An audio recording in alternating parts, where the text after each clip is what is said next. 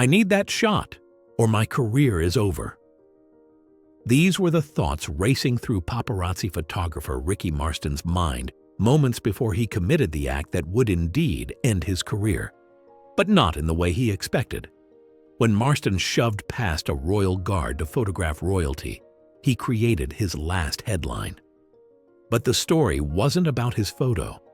It was about what the guard did next, a response so unexpected it became an international sensation overnight.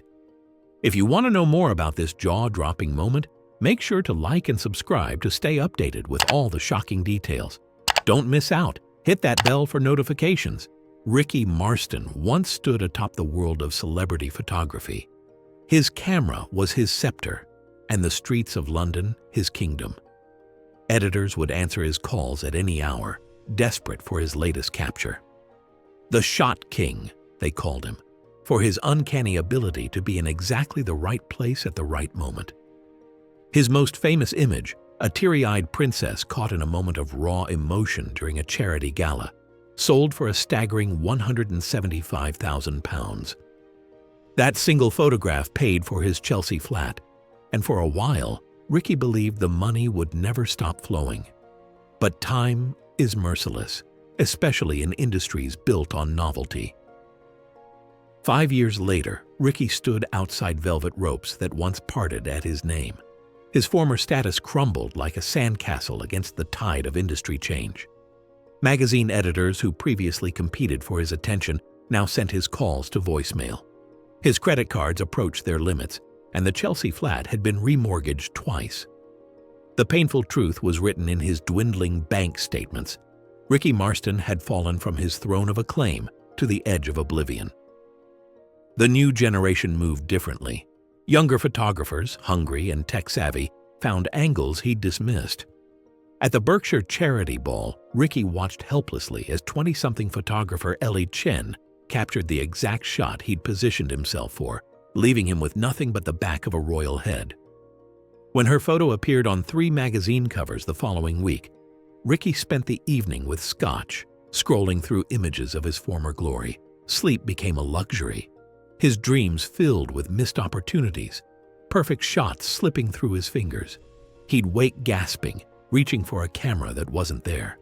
The charming photographer who once sweet-talked his way past security now snapped at assistants and threatened junior photographers. His reputation transformed from respected professional to desperate has-been. The announcement came on a Tuesday, a rare joint appearance by 3 generations of royalty at the Commonwealth Service. For photographers, it was a solar eclipse. For Ricky, it represented survival. His landlord had served eviction papers. His equipment was outdated, but upgrades were impossible. This event was his last stand. Ricky transformed his apartment into a war room. Maps of Westminster Abbey covered his walls marked with vantage points and security positions. He called in favors from long-forgotten contacts. He spent his last cash bribing a security coordinator for details on the royal family's arrival. Each night, he visualized the perfect shot, the image that would resurrect his career. The service day arrived with unusual sunshine. Ricky arrived 3 hours early, watching barricades being erected. The press area filled with photographers jostling for position. As their numbers grew, Ricky's anxiety intensified. His original position wouldn't work. Too many heads, too many cameras capturing identical images. He needed something exclusive. His eyes found a gap between security barriers, technically outside the approved area, but offering an unobstructed view. When the royal motorcade appeared, something changed in Ricky's eyes. Desperation crystallized into determination. The crowd of photographers surged forward, creating his needed distraction. In that moment, the royal guard standing at attention wasn't a person to Ricky, merely an obstacle between a desperate man and redemption. As Ricky barreled toward his goal, what stood in his path wasn't merely a decorative uniform, but a guardian forged in conflict. Beneath the iconic bearskin cap and scarlet tunic of Sergeant Bramwell Carriage lay experiences that had transformed him into something far more formidable than ceremonial window dressing. The Grenadier Guards' eyes remained fixed forward, his posture unyielding. But behind that practiced stillness lay an awareness honed across battlefields where the consequences of inattention weren't embarrassment, they were measured in blood. 8 years in uniform had taken Bramwell from London's ceremonial squares to the dust-caked provinces of Afghanistan and the volatile streets of Iraq. His body carried the physical testament to service. A jagged scar from an ambush outside Kandahar traced across his shoulder, while his left knee bore the permanent reminder of an IED that had detonated near his patrol in Helmand Province. These injuries had forever altered his perception of what constituted a genuine threat. The bearskin-capped tourists photographed represented a battle honor earned at Waterloo, where the Grenadier Guards broke Napoleon's Imperial Guard. Every element of his uniform embodied history written in sacrifice. To stand in the red uniform required first meeting full combat infantry standards, with ceremonial duty coming only after proving combat readiness. The stillness tourists witnessed stemmed from tactical discipline that kept soldiers alive in combat zones. During a surveillance operation in Afghanistan, Bramwell had once remained motionless for 14 hours as enemy fighters moved within meters of his position. A single twitch would have meant death for him and his unit. That same control now kept his focus sharp despite the chaos of flashing cameras and jostling tourists. Through his peripheral vision, Bramwell noticed the photographer from earlier, the one with desperation etched into his features, working his way through the media scrum. The press pack operated with different rules than the respectful tourists. Bramwell recognized the familiar signs of someone about to make a poor decision. He'd seen this before. 2 years ago in Helmand, a young local man approached a checkpoint with identical agitated energy. Bramwell's instinct had prompted additional security measures that prevented a suicide bombing. The photographer displayed similar tells: darting eyes, increasing agitation, calculated scanning for security gaps. Bramwell assessed potential scenarios while maintaining his position. His training had prepared him for countless contingencies, though not specifically for a desperate photographer willing to violate protocol. The principles remained unchanged: assess, maintain position, respond proportionally if necessary. He thought briefly of Private Thomas Wilson, whom he'd carried for 2 miles after their patrol was ambushed. That day taught him that protocol meant honoring something larger than himself. While 23 fellow guardsmen currently served in combat zones, here he stood representing them all. The photographer, Marston according to his credentials, now positioned himself at the edge of the designated media area. As the royal motorcade approached, Bramwell noted Marston's subtle shift in posture, the coiling of muscles before action. Years of combat-honed instinct told him precisely what would happen next. Yet his duty demanded he maintain position unless a genuine security threat emerged. The motorcade's arrival triggered something primal in Marston, like a predator spotting wounded prey. What unfolds in those crucial heartbeats when a desperate photographer's ambition crashes against the immovable discipline of a combat veteran is a physical collision, a meeting of 2 entirely different worlds. Radio communications crackled with urgent alerts as the royal motorcade approached. The crowd's energy shifted, a sea of anticipation rippling through gathered onlookers. Security personnel stood straighter, communicating through subtle gestures and whispered commands into earpieces.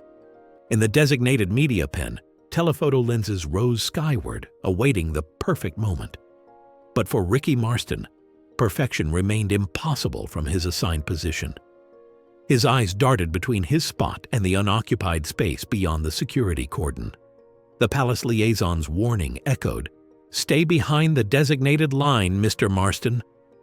But warnings meant nothing now. His career evaporated before his eyes. The perfect shot, his salvation, lay meters away, blocked only by a ceremonial guard. The lead vehicle rounded the corner. Camera shutters clicked rapidly like anxious heartbeats. Other photographers jostled for position but remained behind barriers. Marston's breathing quickened. His palms dampened against his camera. He spotted a narrow gap between 2 security personnel. Like a gambler eyeing the final card that could reclaim all losses, This opening represented his last desperate play, then motion, explosive and deliberate. Marston lunged forward, breaking through the security cordon with surprising force. His shoulder connected squarely with Bramwell's chest. The impact sent vibrations through both men. For a split second, Bramwell's perfect posture faltered as he absorbed the blow, his right foot shifting backward. Gasps erupted. Cameras fired rapidly, capturing what would become the day's unexpected headline. Security personnel pivoted, attention diverted from the approaching motorcade. Plainclothes officers moved toward the disturbance, hands reaching for radios. Time seemed to expand. Marston raised his camera, frantically firing off shots, breathing ragged with adrenaline. Bramwell, regaining composure, locked eyes with the photographer. That connection contained multitudes. Shock, meeting determination, desperation facing discipline. In Bramwell's gaze was neither anger nor panic, but something profound. The calculating assessment of a man trained to differentiate between threats and disruptions. The critical moment hung suspended. Military protocol dictated immediate response to physical interference. As Captain Montgomery would later state, physical interference with a Queen's Guard is grounds for immediate arrest. Yet breaking ceremonial stance remained reserved for emergencies or direct threats. Every hesitation allowed Marston additional photographs, potentially the images that might resurrect his failing career. Security personnel closed in with precise movements. The crowd fell into uncomfortable silence, collectively holding breath. Other photographers lowered their cameras to witness the guards' response. What happened next transcended the event itself. The physical assault represented a collision between worlds, desperate relevance versus unwavering discipline. Marston's press credentials, revealing multiple prior warnings for boundary violations, marked his disregard for protocols. His pattern of pushing limits had reached its breaking point. The assault lasted seconds, but its implications stretched longer. Two men from vastly different backgrounds became unwitting actors in a drama neither had anticipated. One driven by desperation, the other bound by duty. Both now linked by a decision that would reverberate worldwide. Seconds stretched into an eternity as the crowd held its collective breath. Where most expected swift action, a forceful takedown, handcuffs, or at minimum a stern rebuke, there was instead a moment of profound stillness. Guard Carriage's response defied every expectation, transforming what should have been a security incident into something far more powerful through its stark absence of reaction. Time seemed suspended in those first moments after the collision. Security personnel had begun moving toward the disturbance, their training activating automatic responses. Nearby photographers swiveled their lenses, anticipating drama. The crowd's murmurs died to hushed silence as all eyes fixed on the guard who had just been so blatantly disrespected. The air felt charged with tension. Protocol-dictated physical interference warranted detention. Many had witnessed tourists sternly warned for merely venturing too close. The expected script was clear: aggressor subdued, removed, charged. But Sergeant Carriage rewrote that script entirely. With methodical precision born of years of discipline, he straightened his uniform with a barely perceptible adjustment. His shoulders squared, chin lifted almost imperceptibly. His eyes remained fixed forward with unwavering focus as he resumed his position. The clash that was meant to punish instead transformed into a lesson in restraint. Marston stood frozen, camera still raised but forgotten. Why isn't he reacting? He thought, his triumph dissolving into confusion. The expected consequences never materialized. Security personnel slowed their advance, suddenly unsure how to proceed in the face of such composed dignity. The guard's eyes never wavered, never sought out his aggressor. His disciplined posture remained perfect, back straight, shoulders level, hands positioned precisely. The red uniform, momentarily disturbed, once again presented an immaculate appearance. This absence of reaction created its own powerful tension. A woman in the crowd whispered to her companion, "I've never seen such control." The paradox of power through restraint demonstrated that true strength often lies not in action, but in deliberate inaction. The guard's stillness spoke volumes more than retaliation ever could. A remarkable transformation occurred among the onlookers. Initial confusion gave way to recognition of the extraordinary nature of what they were witnessing. Phones captured not an anticipated confrontation, but its deliberate absence. The air, previously thick with anticipation, now carried a palpable sense of respect. Witnesses exchanged glances of growing appreciation. A retired military officer nodded in understanding. A parent pointed out the guard to their child, who observed with newfound solemnity. The narrative shifted before their eyes, from an assault to a testament of disciplined dignity. By choosing restraint, Sergeant Carriage redirected the story away from Marston's aggression. His composed response highlighted the values of respect and tradition he represented. The photographer had sought attention through transgression, but the guard commanded it through unwavering adherence to duty. In that suspended moment, the crowd recognized they were witnessing something transcendent. What began as disrespect transformed into a profound demonstration of character, one that would resonate far beyond that royal event. The photographer had captured his shot, but the guard had captured something far more valuable: the respect of everyone watching. While the royal motorcade continued its journey through the city streets, something unexpected was already happening in the digital realm. A woman standing 3 rows back from the barricade had captured the entire confrontation on her phone. 10 seconds after Marston pushed the guard, she uploaded the video with a simple caption: "Royal Guard shows incredible restraint when attacked by photographer."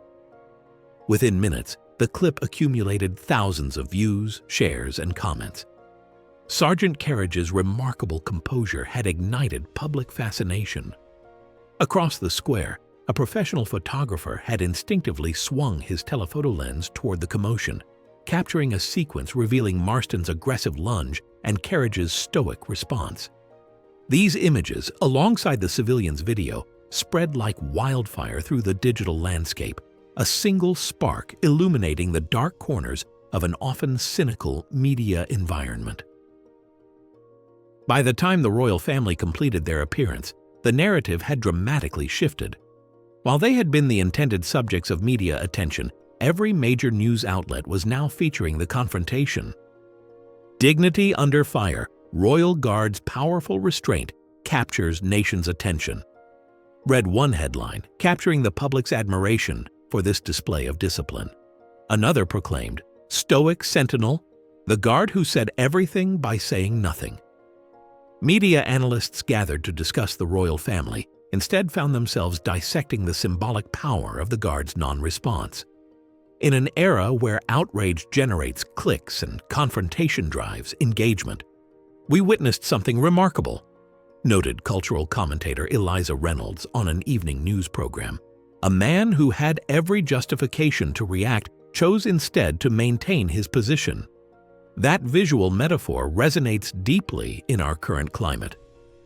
By nightfall, multiple hashtags were trending: "Stand like a guard," "Dignity," "Not drama," and "Silent strength."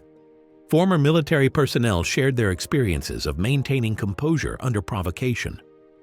What Sergeant Carriage demonstrated wasn't weakness, it was supreme strength, wrote a decorated veteran in a viral post. Anyone can react. It takes exceptional discipline to choose your response. The palace released an uncharacteristically swift statement. The exemplary conduct demonstrated by Sergeant Bramwell Carriage reflects the highest standards of service and dedication expected of those who protect the crown. His actions today embody the values and traditions that have distinguished the Grenadier Guards for generations. News programs that had dispatched reporters for the royal appearance now investigated the Guard's background. By morning, respectful profiles of Bramwell's military service emerged, avoiding sensationalism of his combat experiences. The Telegraph ran a front-page editorial titled, "The Power of Restraint in an Age of Reaction," arguing that Sergeant Carriage's moment of dignified silence speaks volumes about what we've lost in our discourse: the capacity to absorb provocation without immediate retaliation. What made the story compelling was its visual simplicity. There was no need for context. The imagery told the complete tale. A man sworn to maintain his position did exactly that, despite clear justification to break protocol. The contrast between Marston's desperation and Carriage's composure created a narrative that required no embellishment. As 30 million viewers studied that pivotal encounter, they weren't just celebrating the guard's composure, they were witnessing the precise moment a photographer's career imploded, though he hadn't yet realized it. Within minutes of the viral video's explosion across social media, security personnel at the royal event moved with quiet efficiency. Two men in dark suits approached Ricky Marston from behind, tapping his shoulder and gesturing toward a side exit.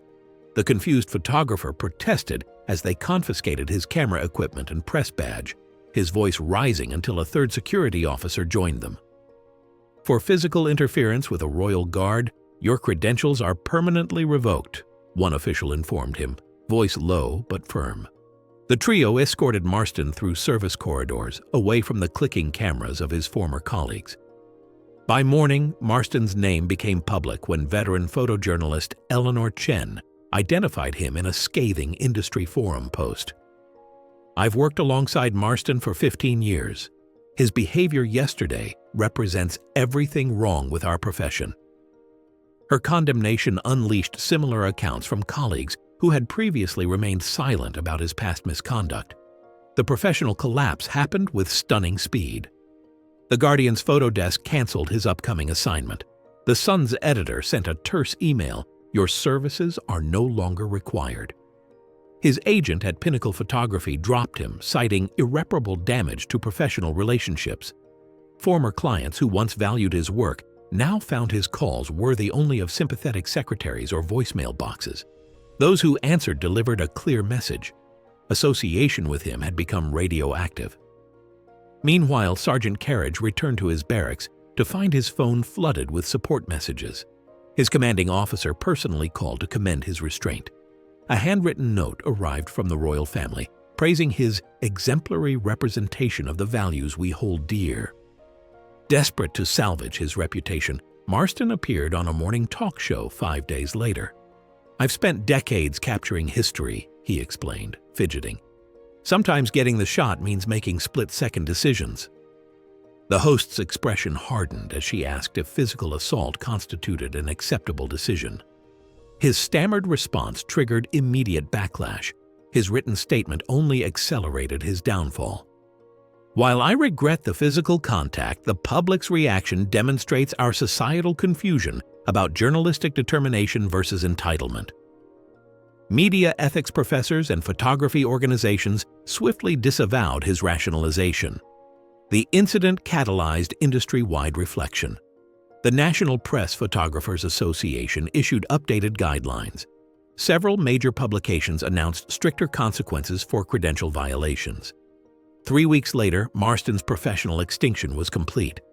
Documents confirming his removal from the British Press Photographers Association went undelivered.